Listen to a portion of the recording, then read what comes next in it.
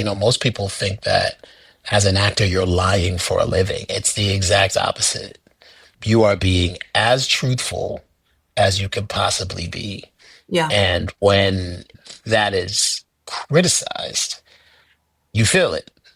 That's why most actors don't read reviews because it hurts.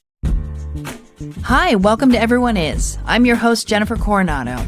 The intent of this show is to engage with all kinds of people and build the understanding that anyone who has any kind of success is successful because they're a creative thinker. So whether you're an artist, or a cook, or an award-winning journalist, everyone has something to contribute to the human conversation. Because everyone just is. A lot of how we get guests on the show is related to the friends and family or colleagues saying, hey man, I know someone you should really talk to, Jen. Our guest today is no exception. My friend Lynn Hale has worked closely with this guest during his journey on the Star Wars prequels and talked with the highest regard about him, not just as a performer, but as a human being. There was a wonderful New York Times piece that was written about him, and I can go on and on and on, but instead I'm going to talk to him and say it's our pleasure to welcome Ahmed Best to Everyone Is. Hello. Thanks for having me. Thank you for coming. You're best known in public as Jar Jar Binks, but I don't want to start there. I want to start with little Ahmed. So, where were you born and where did you grow up? Yes, I was born in New York City, New York. Hmm. I grew up in the South Bronx in New York City up until around like junior high school. And then I moved to Maplewood, New Jersey for a very extreme culture shock Hmm. for junior high school. And high school, went to Columbia High School, which is now famous, apparently. Like a lot of people who have come out of Columbia are now people that people talk to. Artist Bisa Butler came out of Hmm. Columbia High School. SZA came out of SZA, oh Columbia my High God. School. Wow. Yeah, Zach Braff came out of Columbia High School. Lauren Hill came out of Columbia High School. Wow. Zach and Lauren were there when I was there. They're a couple years younger than me, but Hmm. and Bisa was there. Bisa and I were in the same year. So a lot of people, Roy Scheider, Max Weinberg. It's a lot of people who came out of Columbia High School who are in the Columbia High School Hall of Fame. You know what's really funny about that? I frequently joke to Aaron, our producer, about things like, there's a year when everyone in Hollywood is making volcano films, Hmm. right? And Hmm. there's just something in the air that suddenly makes it like everybody's thinking about making a volcano film. And it sort of Right. feels like that culturally too, when all of a sudden a group of people come out of somewhere, that there's something that attracts that energy there. So I Right. find that really interesting. Yeah, there was definitely an energy at Columbia, and it was extremely creative there, which I really, really enjoyed. All of us kind of in that creative world kind of knew each other, and we all thrived there for some reason. It was really magical. What did that creativity look like? Like when you say it had a creative energy there, what did that mean? We were really encouraged to find our voices. Mm. And there were a lot of opportunities to do that. It was a very big school.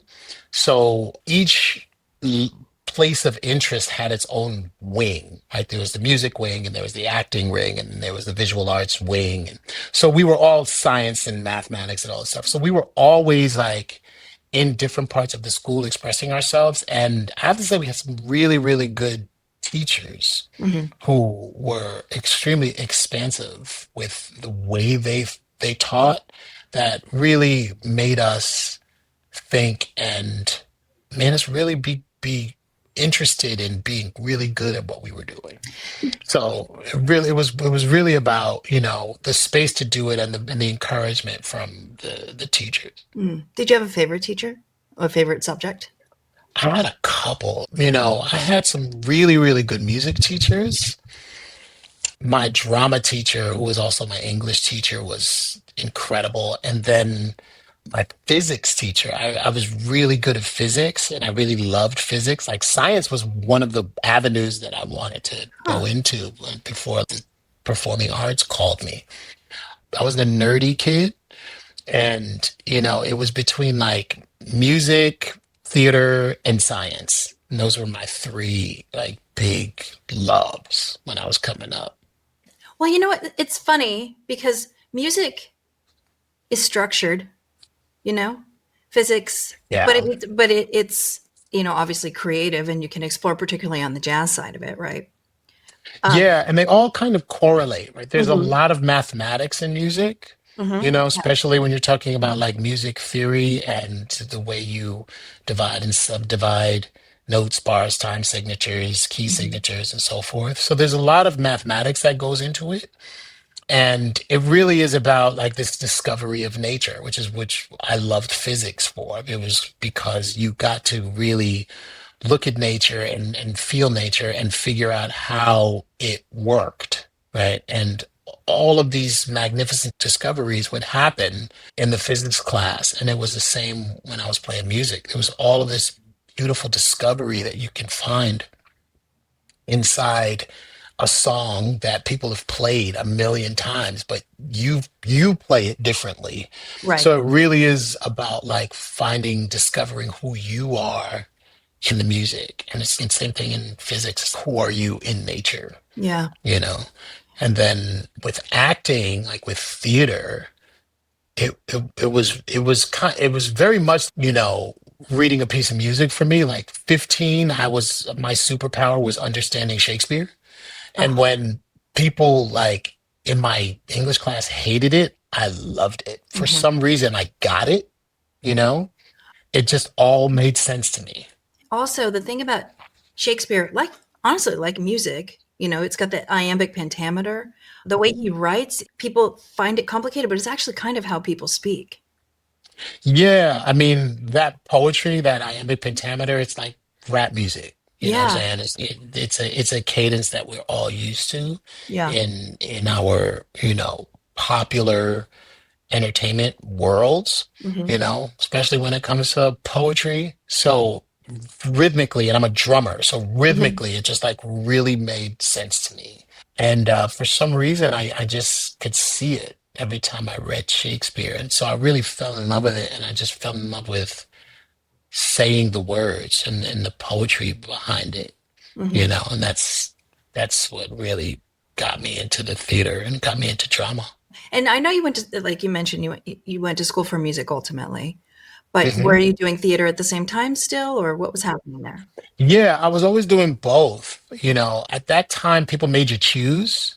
hmm And, music called me first, but I was always on stage. Even when I was at Manhattan School of Music, I was always doing a play somewhere and I was always on stage doing something. It was always something that was in my life. So it never stopped. I was always doing a million things at once, like I kind of am doing now. I was in the band and I was in the jazz band. And I was like, I was in the Parnassian Society and, then, president of this association, that, and that kind of just continued until I got to Stomp, which was like all of it in one place. Yeah, I wanted to ask you about that because I took my little brother, he was like 13, because I Mhm. have a brother who's 14 years younger than me. And he always, every time I mention him on a podcast, he's, "Oh, I see you mentioned me as your favorite brother again." That's not the Mhm. case. But I took him when he was 13 because I always want people to see performance and see the energy of live performance. And I do that with my nieces and nephews too. And it was so engaging for him. And you were actually in that performance, which he Oh, saw. wow. Get out of Yeah. here. That's Yeah. great. So I think that's great. I mean, and I know for you, for your family, like your sister's a musician, Mhm. some of your grandparents were musicians, your Yeah, I come parents. from a long line of broke artists. Yeah, my uncles, my grandparents, like everybody has a performance, some kind of a performance or artistic inclination. Like my uncles were painters, my brother's a painter. My mother can do everything. She's a polymath, Mhm. she's and a deconstructor, so she can like look at something and do it, either make it or play it or paint it. My father is a cinematographer and a photographer. So, Wow. he comes from the film world and did TV for years, right? He was a cameraman on Good Morning America, World of Sports, and ABC Sports. So it was always around. The arts were all throughout my childhood. My uncle was a guitar player and his wife was a singer. So, and he had 9 kids and they all had musical ability. So anytime one of the kids got married, the cousins would be the wedding band. So no Wow. one ever had to hire a wedding band. So that was kind of the environment I grew up in. Yeah. Well, I mean, you say your mom was a polymath, but aren't you a little bit of a polymath yourself? I mean, you, Yeah, that's where I get it from. I get it yeah. from my mother, the whole polymath thing. I'm a deconstructor as well. I try to look at something and break it down and see how I can do it, and then I try to figure out what it feels like in my mind, in my body. I've never come up against something that I felt like I couldn't do. I feel like everything is just once you learn how you learn, then you can pretty much learn anything.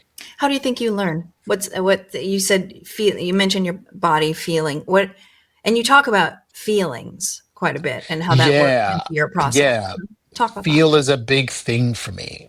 I'm in my class. I teach at USC in the fall, and I'm in my classroom right now. And I'm I'm really about like how you feel and how you want the people that you are talking to, reacting to, who are listening to you, how you want them to feel. And I'm constantly talking about how to do that, right? So Mhm. the course I teach at SC is called Dramatic Narrative Design, and it's a course that I created.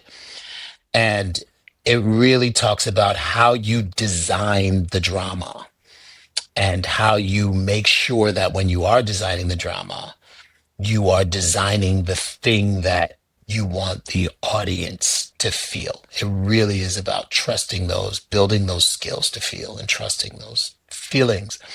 And that came from a lot of trial and error, Mhm. because I had great teachers, but I also had not so great teachers. And when you do have not so great teachers, but you have this desire to want to learn something, you want to know something, you try to teach yourself, right? And so there are a lot of things that I did that I was self-taught. And a lot of it was because people would say to me, you're this thing, you're not this thing. So learn this thing and don't learn that thing, Right. right? So, I was constantly moved away from certain things, especially coming up through high school. I was moved away from math and science because I had more of an extreme talent for the performing arts. Right. And so the general idea is if you want to get a job, you move more towards where you are talented. And then you cultivate those talents in order to create something in which you can be employed. Yes. But that's not that interesting to me. Hmm. I actually want to learn about things that I don't have a talent for. You know what I'm saying? I love mathematics, but I never had that prodigious proclivity or talent for it. That doesn't mean I can't learn it. And that doesn't mean I can't love it. So I learned how I learn, which was a challenge. But now that I can do that, I can pretty much learn anything. And I'm a tactile learner. I'm a visual learner. I'm a story learner, and Hmm. as a professional storyteller, and as an emotional athlete, I like to call myself. If I can get something in my body, I can do it. If I can feel how it is, I can do it. And you talk about your emotional engine quite a bit too. So I Yes. think that's what that connects to, like the thing that feeds you, right? Yeah, so emotional engine, when I talk about it in my classroom, I define it as the driving emotional force that moves you forward towards change. Hmm. Right? We are trapped in the present, Hmm. but we have the ability to perceive the future and recognize the past, right? And at Stanford, I teach a class called Inventing the Future, and I also have a company that is a futurist company Right. that is really foundationally Afrofuturist.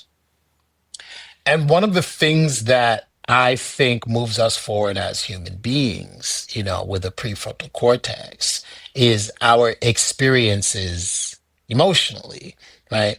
But we all have that emotional engine that is the main reason why we move forward and why we change in our lives. And when we find that emotional engine, then it is very easy to articulate what that thing is and share what that thing is and grow it. You know, the hardest part I think about the emotional engine is admitting to yourself that you have one. And that is the thing that is motivating you. Why do you think that's hard? Why do you think that's hard for people or for yourself even? For me, it's not that hard, right? Because as a performing artist, that's what I crave, right? In order for you to really know who you are emotionally, you have to be extremely vulnerable. And that is scary. And it's Yeah, scary for most people. Most people, most of us, we train ourselves out of vulnerability, right? We put ourselves in these places where we can just protect ourselves because it's very hard to go through this world, especially in America, where the competition is just how everything is really driven. It's very hard to go through that and be open and honest because you can be taken advantage of. absolutely. And, rightfully so. It's scary.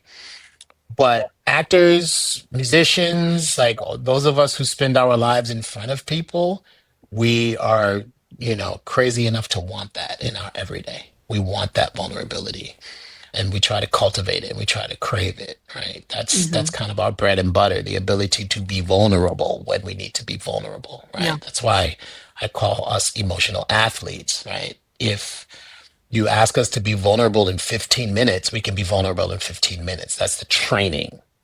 Yeah. But most people don't want to be vulnerable at all.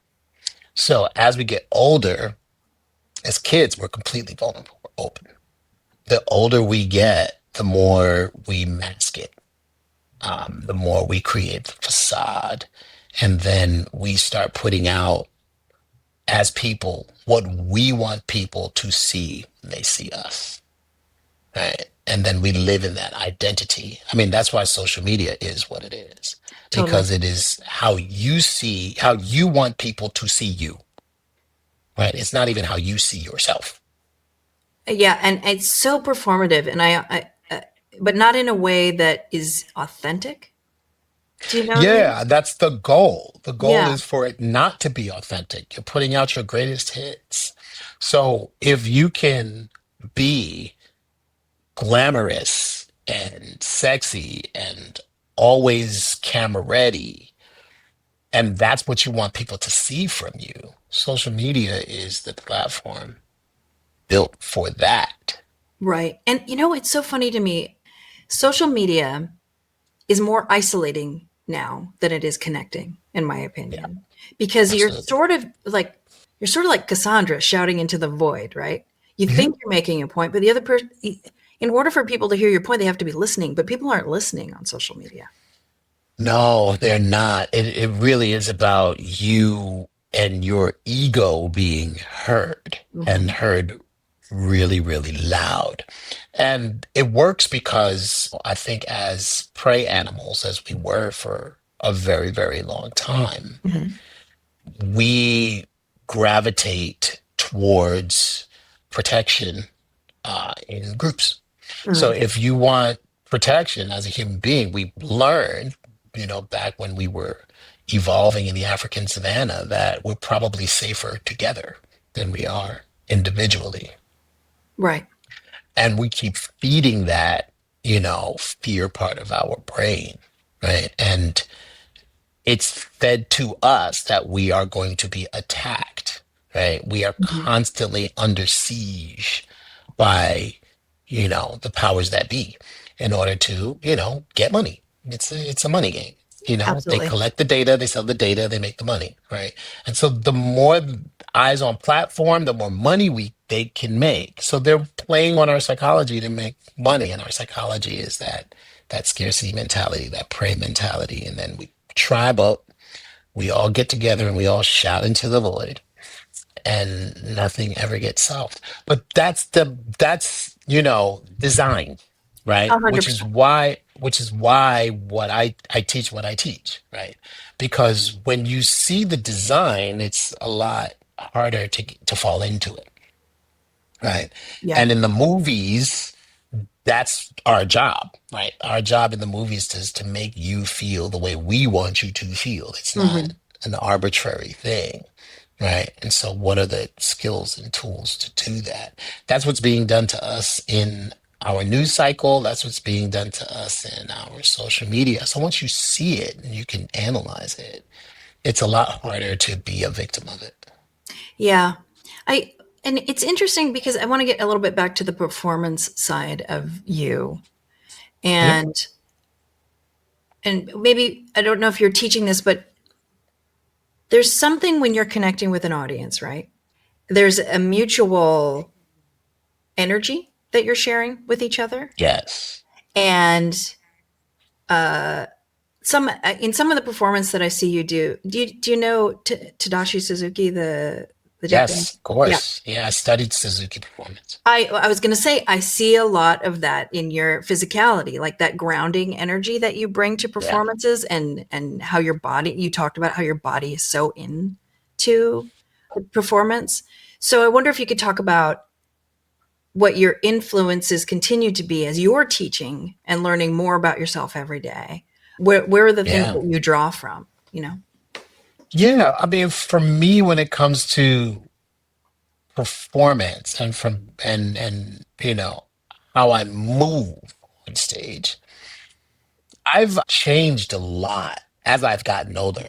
When I was younger, I just wanted to move. I didn't care. You know what I'm saying? I just Yeah. wanted to fly, you know? And a lot of times in stomp, I was very rarely on the ground. I was Hmm. always like jumping somewhere, or flying somewhere. And, I loved that athleticism. I've always loved performers who, uh, especially actors who used their bodies. A lot of actors are trained to use their voice. Yeah, absolutely. Actors mostly come from voice, uh, influentially, and not their bodies. Like when you study Shakespeare, Shakespearean actors don't really move. Yeah, They it's the just kind of keep shoulders. their Yeah, yeah. ear and they'll move their head and they'll speak like that, but they don't, or they aren't really grounded. My mother is a percussionist as well, Hmm. and she plays an African instrument called the shekere, which is from West Africa. And percussion and dance, when you're talking about African or African diasporic music, go Hmm. hand in hand, Yep. right? Very rarely does somebody play a drum and people sit down and watch it. It's really like a call to move or a Mhm. call to communicate or a call to speak. So a lot of my impetus for movement comes from that, right? So finding the rhythm of what's going on stage and being able to respond to the rhythm of things with my body. So I move first, right? I Mhm. don't I don't speak first when it comes to the performing arts. The other thing is, I've been a martial artist all my life. Can I I just started when I stop was you for really one young. second? Is there Yeah. anything you don't do, dude? Is there anything that's a really good question. I don't know yet. I haven't found it yet. I see. I love that. I love that you're like, I can do everything, but I just haven't found my wall. Versus people who are like, I don't know if I can do it. And that's such a wonderful way to push through life. You know. Yeah, I like the try. There's one line in Empire that I disagree with Yoda. It's Mhm. do or do not. No, there's no. I dig the try. You Yeah. got to start somewhere, you know. Yeah. And if you don't try, you'll never do. Look, it might not be for you, but try it once. You might discover something about yourself. I think everything that I do is an exploration into who I am. So, who am I as a martial artist? Who am I as a musician? Who am I as an actor? Who am I as a cook? But it really is about me. As much as I do a lot of things, I'm really only doing one thing, and that's me. And True. That's a really good how way to do put I it. express myself in these other things? Right? Like Bruce Lee, who was a big influence of mine because I'm a martial artist. I grew up Hmm. watching Bruce Lee movies, listening to Bruce Lee. And Bruce Lee created this martial art called Jeet Kune Do.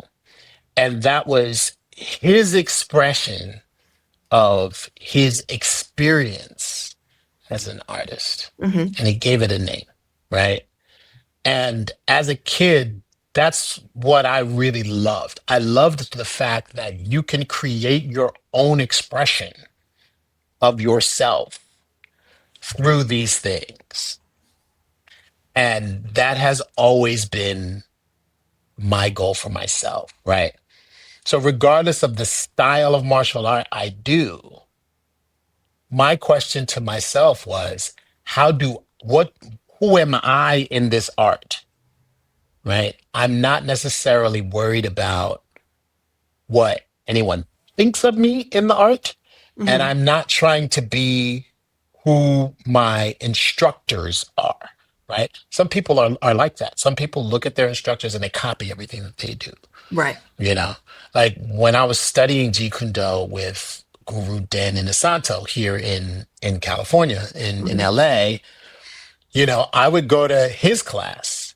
And then when I would go to other people's classes, they would be teaching like him, right? They would have the same hand on the hip, they would do the same gestures, they would talk in the same cadence, Hmm. right? That was never for me.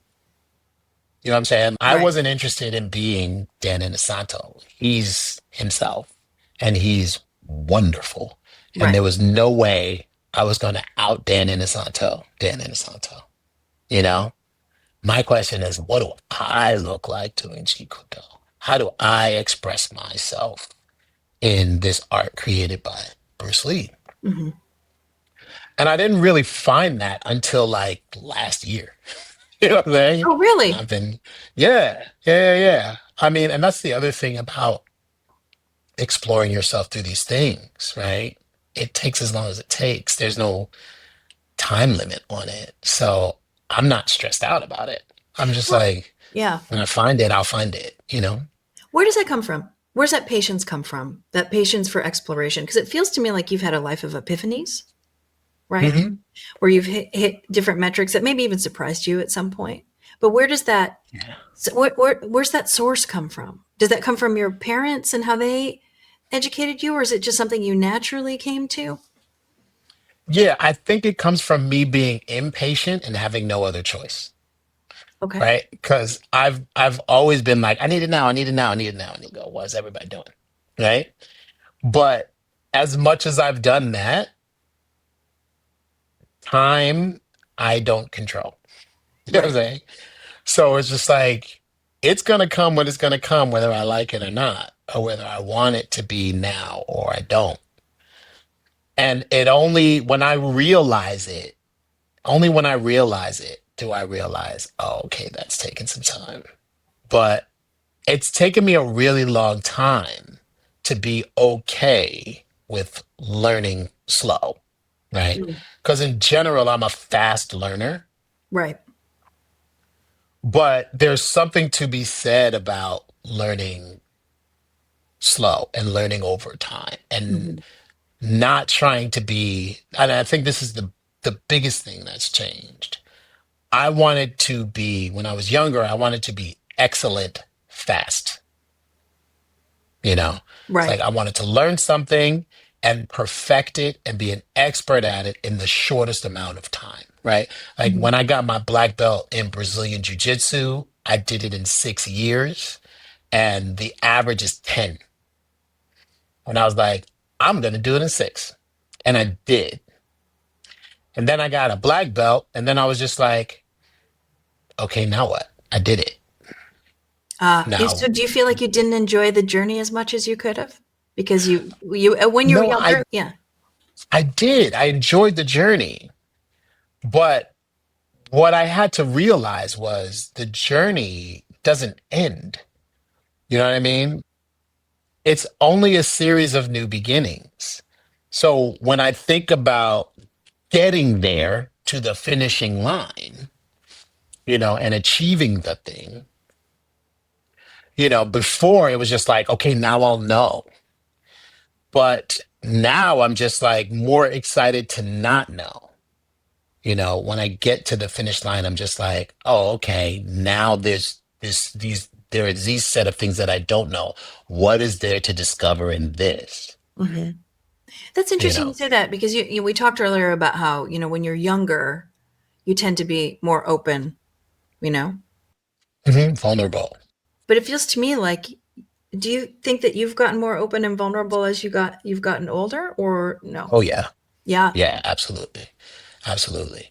And helping giving it a name and also teaching helps that a lot, Hmm. you know, because it ebbs and flows. You go through these periods, like in my 20s, I thought I knew everything and I was indestructible. Well, you were also But producing albums in your 20s, which is something that most 20-year-olds are not doing. So, yeah, yeah, I was producing records and Star Wars happened in my 20s. right.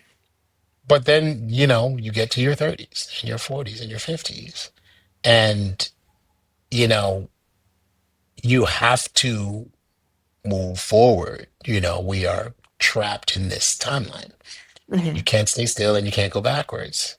And so moving forward, you have to have something that moves you forward, that, Right. forces you to change. And that's that emotional engine piece. Yeah. Once I figured that out for myself, I was like, okay, now I know how to move forward because I Hmm. know what this thing that's driving me. Yeah. Your father, right? Mhm. And do you feel like this is stuff that you are imparting to your kids at this point, or are you a parent who wants to let them explore and then maybe give them advice on the side? I mean, all kids are different, so it's Yeah, I'm a little of both. I've always wanted to be a father. It's something that if anything is the thing that makes me the happiest and right. something that I'm the most proud of is being a father. I always tell my son, you've made me the man of my dreams, you know? So he is everything to me. Hmm. And I just want to make sure that he's good. So whenever he needs words, I give them to him. Hmm. But a lot of times I, I let him discover, right? I don't see myself as a parent who has to helicopter or control, Hmm. right? I'm not a controlling parent. I see myself as more like a tailor, where if the pants are a little bit too long, I just gotta hem up, give him a little hem, right? If the jacket needs to come in a little bit, I can just take it in a little bit. Hmm. You know what I'm saying? So for me, his lessons aren't you should or you shouldn't. Right. For me, his is just like you might want to think about, taking it in a little bit, Yeah. you know, and then ultimately I let him make his decisions. I'm there to make sure that he, at every point in his life, can get back up Right. until he doesn't need me and he can get back up on his own. Right. I want to, I started off by saying I didn't want to talk about Jar Jar yet. And now Mhm. I want to talk about Jar Jar. And I want to talk about it Sure. because you had a pretty vulnerable moment in the Light and Magic documentary that you were Yeah. in, where you talked about just the deep psychological toll that it took Yeah. on you at that time. And I wonder, and you talk about whatever you're comfortable talking about, but I wonder what that made you feel about people at that time, Mhm. how that may have evolved for you, and how you feel about that experience now, 20 plus years Yeah. later. I've always been proud of that experience, Hmm. even at its most challenging times. The hardest part about it all for me was the fact that there was some really great work being done, Hmm. you know, and I felt like I kind of found I found it, like when I was coming up as a young actor, I always wanted to be a character actor. I Mhm. always wanted to be that actor who could disappear into roles. And, I wanted to be the guy who was like, everybody would be like, man, I don't know that guy's name, but he's great in everything. Who is Yeah. that guy? You know Yeah. what I'm saying? I've always wanted to be that actor. And Jar Jar was that, Right. like to the 10th degree. It was like I totally could disappear and lose myself in this thing. And this character lives and exists and breathes. And I just loved it. I loved every minute of the work. I loved the challenge of coming up with a walk and a voice and an interaction. I loved the technology of it. Like it filled my entire like science Jones that I still have to this day, right? Hmm. I loved working with Rob Coleman and John Knoll at ILM and having them and George go, we don't know if this can be done. Can you do this? And I'll go, yeah, let's try it. And we would try some stuff and it would work. Yep. So there's your try. No, yeah, I mean, it was absolutely phenomenal. And what broke my heart was the fact that I felt like it was done. It was over. I could never Mm. do that work again. And at 26, which is when I went through this severe depression, at 26 and thinking that your life is over, it was a lot Right. to handle. Yeah. And I was just like, I'll never find anything like this again. Like, I'll never find, like, I found my thing. I found the thing that I can be me in completely, totally. And no one has ever done this before. Like, not only am I, as a performer, fulfilling Right. everything, but as a pioneer in film, I found this thing, Right. you Which know? fits all of the things you've talked about really wanting, right? Absolutely. Yeah. And, George Lucas trusts me to make decisions in, his movie. And, Star Wars was the first movie I ever saw as a kid. So it was like not only a dream come true, but it was like the respect that I got from all of my peers in the movie and the trust that George had in me and, coming together with ILM and making this thing. It was just amazing. And all of the hopes of where it could go came Mhm. crashing down. Yeah. And that's what was so terrible to me.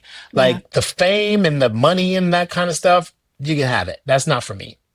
You know what I'm saying? Like that's not why did it. Right. That wasn't important to me. It's still not. What's important to me was like we could like really create something special here. We can do some pioneering work, Yeah. and I wanted to evolve with the technology. I wanted to craft this new way of acting that now all of a sudden exists called performance capture. I Hmm. wanted to be at the forefront of all of that. Right. And I couldn't. Yeah. And I couldn't not because of me. You know what I'm saying? Like it was Right. completely out of my control. Right. So that's what was really heartbreaking about the situation. When I think about the age you were at that time too, we talked Mhm. about the frontal cortex. Yours had just developed, Yeah. Yeah. and suddenly it was being assaulted. You know what I mean? Yeah. By the world. By the It was world. all over the world. And I always say I was a skinny kid from the South Bronx. You know what I'm saying? Hmm. Thrust into this place where all of a sudden I had to be like media savvy and, publicity savvy and know how to handle myself with, you know, journalists who were coming for my throat and George's throat through me, Yeah. you know? And I didn't have any protection. You know what I'm saying? I didn't have a public relations person just working with me, Right. you know? Yeah. And then I kicked into what everybody else did. Like I tried to protect George. And I would again. You know what I'm saying? Because I believe in the work. Yeah. Well, and that's the thing about being a performer. And you may have understood that I was a performer in the past. Otherwise, I wouldn't bring up Tadashi Suzuki. You Mhm. you become vulnerable. You put Yeah. yourself out there. And so what's great about that is the emotional highs from connecting with people and an audience and all of that is fantastic. But when something doesn't work, it can be soul crushing because you've put Yeah, your it's whole self devastating. into it, right? Yeah, I don't think people really understand that, when you're a civilian, Hmm. you know, they don't really understand how much of ourselves we put in this work. I think every role that we play is a piece of us. Right. And, we find ourselves in the character. Most people think that as an actor, you're lying for a living. It's the exact opposite. You are being as truthful as you can possibly be. Yeah. And that when that is criticized, you feel it. That's why most actors don't read reviews, because it hurts. It does. Like, people don't really realize, like, we're human beings at the end of the day. That shit hurts. So for some reason, people don't believe that it hurts when it does. Yeah. It And the does. interesting thing too is like you talked about, there's a piece of the character that stays with you always because you've played it, right? Hmm. And Hmm. particularly when you originate a character, right? Yeah. But then there's also a piece of you leave with the character, right? Yeah. So it's an And exchange. with me, it wasn't just an experience, right? I was helping create software. Do you know what I Right. mean? Right. That is, like, being used to this day when you're talking about performance capture, right? So not only is my performance as an actor there, but my performance was digitized and copied and distributed, and now is the DNA of every performance capture everywhere in the Mhm. world Yep. today, Yep. you know? And I don't get anything from that, not even the recognition, right? Right.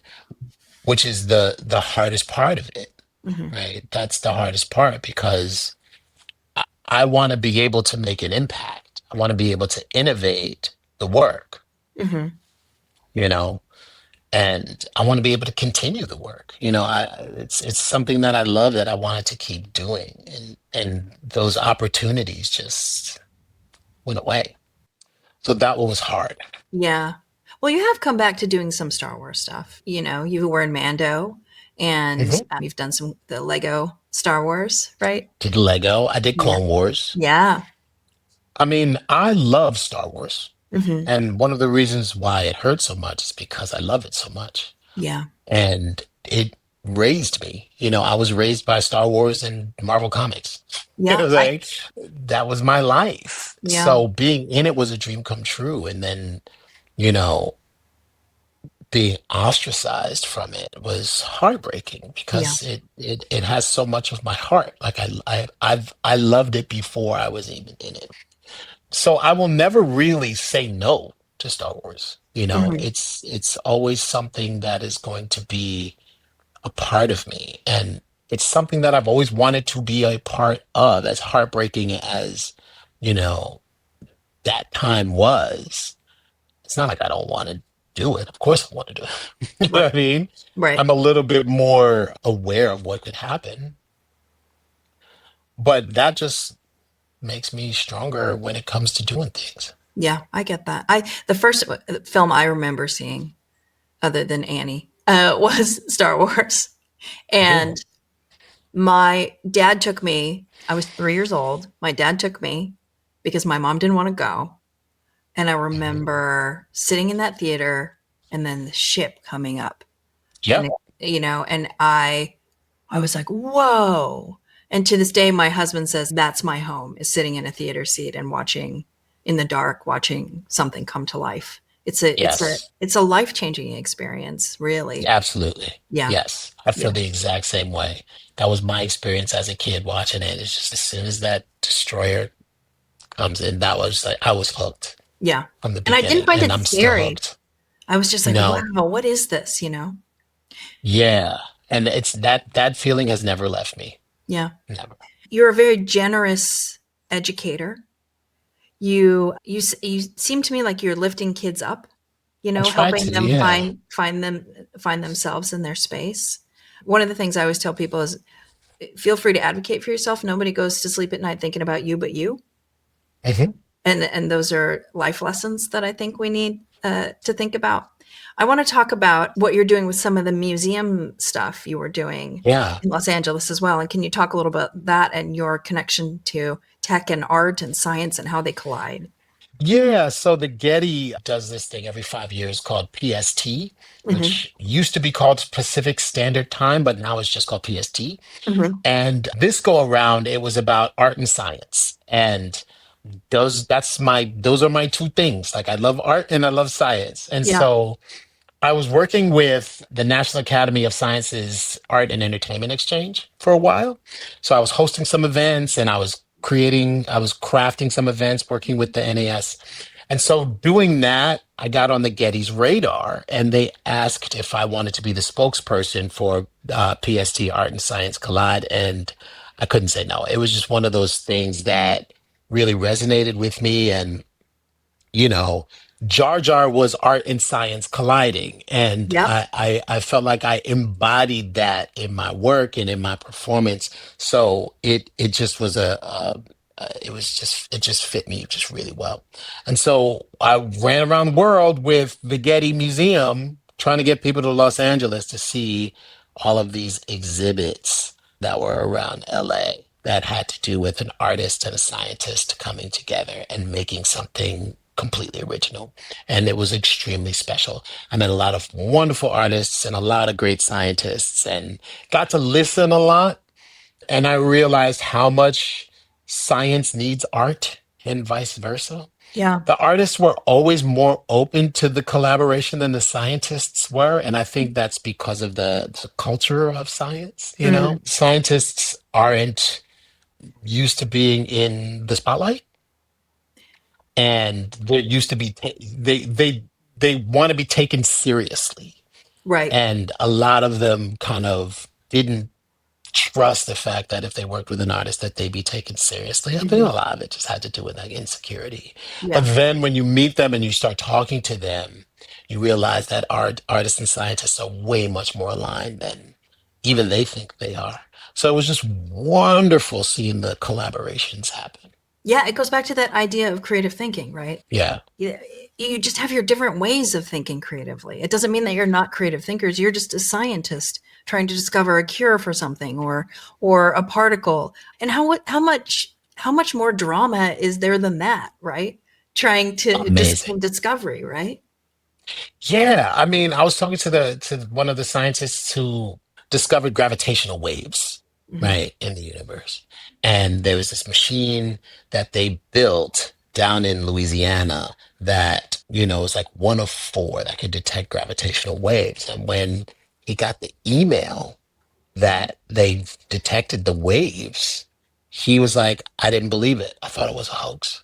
I thought somebody was like pranking me. Wow. And that's when I was just like, oh my God, you're a human being. You know what I'm saying? Like he was he didn't believe it. Like lead scientist, helped build the thing, had the theory, and then the thing happened and he was like, nope, nope, can't believe it. This is the hoax. And it wasn't until the second event that he was just like, okay, maybe this thing could be true. And the thing that's so dramatic about it is like, what is that thing that made you think it was a hoax? Like you came up with the science, you helped build the machine, you're at the forefront of the research. It's like you don't believe yourself. Like you don't believe you can be smart enough and prepared enough to actually see the proof of the event that you knew was coming. It's It was interesting. fascinating. Yeah, I think it comes too from theory, theory, theory, theory is what you're talking about when you're working on a scientific discovery. And then the Yeah. actuality happens and you're like, "Wait a minute, I'm over here in theory." And I was right. See, I think people have this idea that scientists sit in labs all day and come up with theories and then tell everybody else that they're stupid and smoke a cigarette and drink a glass of whiskey. Yep. Like, that's not what's happening. Right. Scientists are some of the most like insecure people who enjoy being proven wrong so much that when Hmm. they're right, it's surprising, right? They are wrong most of the time. Yeah. And it's not like religion, right? They're not looking for validation for their beliefs. They're looking for the opposite of that. So Yeah. when they have validation for their beliefs, it's unbelievable. They're like, where? No, that's not right. I must have made a mistake. And in the climate of right now, where everyone has become so anti-science in the popular discourse, right? I don't think they know enough scientists because they think that the scientists are just sitting on high going, you all are dumb, listen to us, do what we say. And it's the opposite of that, right? They Yeah. are people with families Yeah. and they want their families to be just as safe as everybody else. And that's where they're working from. Yeah, totally. And when you think about it, performing, when you're performing, you're constantly being told louder, taller, softer, do this, do that, do this. It's kind of the same with science, right? Scientists, Mhm. peer review, actually we found this is wrong, you should rerun this. It's the same kind of human experience. And you're Yes. right, people don't recognize that because scientists are more self-contained, right? Yeah. I mean, most of them sit at a bench and, look at the smallest parts of our universe and write it down. That's all they're Hmm. doing. Hmm. They're not, wringing their hands going, how can I take over the world? Like they're not that How can I creative find a when it comes cure to for that. cancer? Yeah. Yeah, they're not like, wow, wait till I put this microchip in these vaccines. That's not what they do. No. That's not what they do at all. Yeah. But the narrative out there has, I think, painted scientists in an unrealistic light. And, some of it is their fault. Some of it is they don't say enough, It's a communication and thing. yeah. And one of the biggest reasons why I did PST, Art and Science Collide, is because I think science has a communication problem. And who better to handle that communication problem than the performing artists? Yeah. You know, Alan Alda has an entire foundation where he teaches scientists how to talk to people. And he does like improv comedy with them and gets them out of their shell so they can be better communicators. So we know how wonderful the scientists are. Yeah, you just made me love him even more. Yeah, he's awesome, Yeah. and I love that as well, right? Because science was like the other avenue that I wanted to take that Right. I didn't take. I've always kind of wanted to stay science adjacent. And so working with the NAS and the Science and Entertainment Exchange has kept me in that world so much that now I have so many scientists that I can call like really great friends.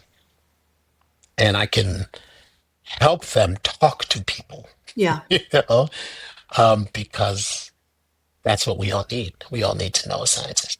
Yeah, totally. We're running up on time, so I want to ask you a final question, and I'm going to James Lipton it here. He always had that list of questions that he asked, Mm-hmm. right? Your favorite curse Um, word and so. exactly, your favorite curse word. And this one I thought about this morning. I was like, I really want to ask him this question because I don't think, because we've talked about it, and now I know you don't fit into a box. Yeah, no, Yeah. I've never been a put in a box kind of person. Yeah. So I want to ask you this question. What Hmm. profession, other than your own, would you like to attempt? Attempt. Attempt.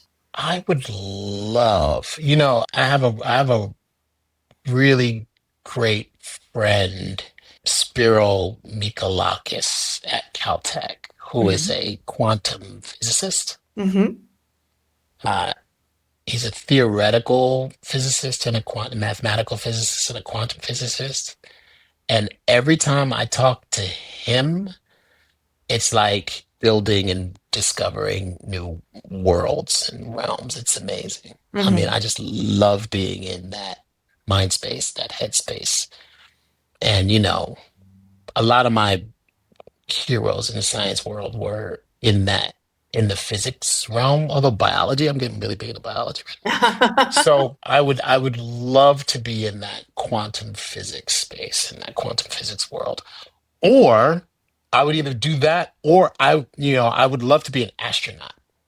NASA just announced all of these new astronauts a couple of days ago, Mm-hmm. and there's nobody black.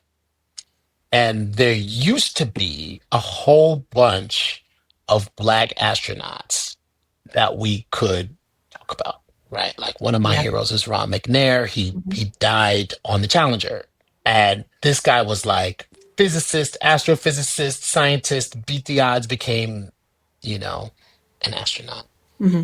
And I would love to do that. I would love to explore space. Well, here's to hoping that's your next thing. We'll see. I would definitely do it through NASA and not through the private companies because I Yeah. think there's a little bit more of an experience you can have through NASA. Yeah, I agree because it's pure science and it's not the money boys. Yeah, Yeah. yeah, yeah, and you're doing it for the sake of doing it. Yeah. You're doing it to help out humanity, and I think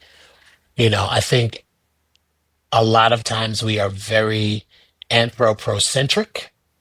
I think human beings need to be a little bit more humble when it comes to this earth. So there's this thing that I call earthling culture, Mm-hmm. which, I helped develop with a couple friends of mine with whom I teach at Stanford, right? Mm-hmm. So one of my great friends, his name is Drew Endy, and he's a synthetic biologist. And he would always ask this question in our class. He would say, "What does the banana slug want?" And I love that kind of thinking because you are thinking of the earth from the point of view of the banana slug and not from the human. Mm-hmm. And when we stop thinking anthropocentric and start thinking about all the other things on this earth, we start thinking differently. And we take these other perspectives become our reality. So earthling culture to me is a really big deal because we can think, what does the banana slug want? And I think we all need to think more like banana slugs these days. I think you're right. Well, thank you for joining us today. We really appreciate it. My pleasure. It's been awesome. Thank you for listening to Everyone Is. Everyone is produced and edited by Chris Hawkinson. Executive producer is Aaron Dussault. Music by Doug Infinite. Our logo and graphic design is by Harrison Parker. And I'm Jen Coronado. Everyone is a Slightly Disappointed Productions production dropping every other Thursday. So make sure to rate and review and like and subscribe. Thanks for listening.